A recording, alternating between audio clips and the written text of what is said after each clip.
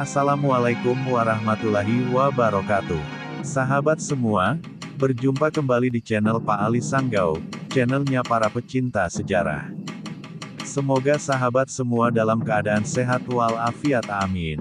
Sebelum lanjut menonton video ini, alangkah baiknya bila sahabat semua subscribe dan like video ini. Pada video kali ini akan mengisahkan tentang kisah pasukan Mongol kalang kabut diserang Majapahit, panglimanya lari terbirit-birit. Kisah awal mula berdirinya kerajaan Majapahit diawali dari adanya sikap saling berkhianat. Bermula dari Jayakatwang yang memberontak kepada Kertanegara dan kerajaan Singasari, sampai pada pengkhianatan Raden Wijaya kepada pasukan Mongol yang datang ke Jawa. Berdirinya kerajaan Majapahit diinisiasi oleh Raden Wijaya yang juga berhasil memukul mundur pasukan Kubilai Khan setelah mampu memperdaya mereka untuk membunuh Jayakatwang.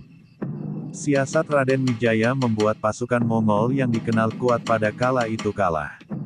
Padahal pasukan Mongol kala itu tidak pernah kalah dalam peperangan melawan bangsa manapun di dunia. Bagaimana kisah kemenangan pasukan Majapahit melawan tentara Mongol di bawah kekuasaan Kubilai Khan? Pemberontakan Jayakatwang pada Singasari. Jauh sebelum Majapahit berdiri, kerajaan Singasari menjadi salah satu kerajaan terbesar di Pulau Jawa. Pada saat itu Singasari di bawah kekuasaan Raja Kertanegara. Kejayaan Singasari akhirnya usai setelah terjadi serangan pemberontakan yang dilakukan oleh Bupati Gelang-Gelang bernama Jayakatwang. Raden Wijaya yang kala itu diutus oleh Kertanegara untuk mengadang pasukan di sebelah utara ternyata mendapat serangan besar di bagian selatan.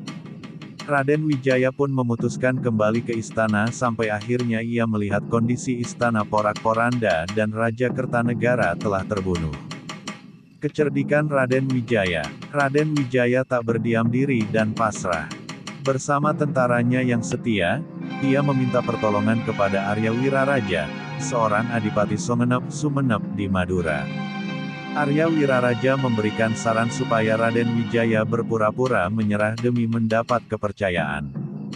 Jayakatwang pada akhirnya percaya dan memberikan wilayah kekuasaan di daerah Alas Terik untuk dibuat pedukuhan yang kelak bernama Majapahit.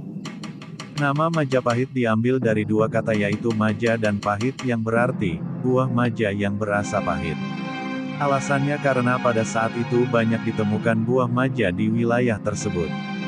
Pasukan Majapahit dibantu prajurit Arya Wiraraja membabat alas dan mendirikan pedukuhan. Wijaya menantikan waktu untuk membalas dendam kepada Jayakatwang demi merebut tahta Singasari.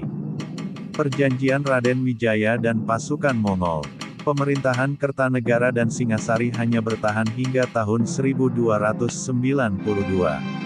Setahun setelahnya, datang pasukan tentara Kubilai Khan yang terkenal kuat untuk menghukum Kertanegara karena telah melukai utusan Mongol Tartar. Namun, pasukan Mongol baru mengetahui bahwa Kertanegara telah dibunuh oleh Jayakatwang.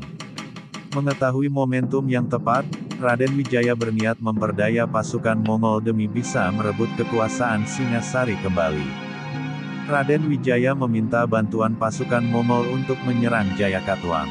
Dirinya berjanji akan tunduk pada kerajaan Mongol jika mampu menang. Pada saat itu Raden Wijaya dan tentaranya bersama pasukan Mongol berhasil memenangkan peperangan dan membunuh Jayakatwang. Pasukan Mongol kalah dari Majapahit. Melihat kesempatan emas, Raden Wijaya meminta kembali ke Majapahit dengan alasan memberikan upeti kepada Kaisar Kubilai Khan.